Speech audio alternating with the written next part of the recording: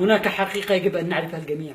لن نجد في هذا المجتمع أبشع ولا أفظع من المسؤول الفاسد، ولن نجد أبدا. عفوا ضيفنا الكريم، أكدت نروح فاصل ونرجع.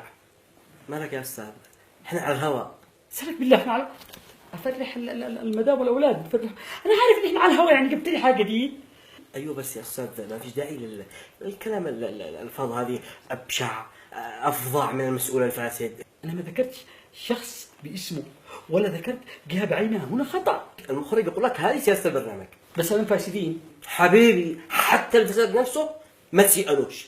خلينا نكمل البرنامج، احنا نحترم الجميع. تحترمنا حتى الفساد؟ ايوه حتى الفساد. عجبك يا أستاذ ولا اعتذر من البرنامج؟ لا كمل البرنامج إن شاء الله، نكمل. يلا شباب استعدوا، برجع على الهواء. 4 3 2. قبل أن أكمل حديثي أحب أن أقدم اعتذار للجمهور الحبيب. أعتذر لأنني كذبت عليكم حين قلت أن الفساد هو أبشع وأفظع شيء في المجتمع. لا، هناك من هو أبشع وأفظع من هذا المسؤول الفاسد. تقولوا لي مين؟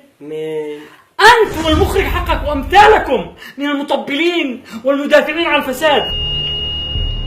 لكل وجه كرامة، والفاسد لا كرامة له.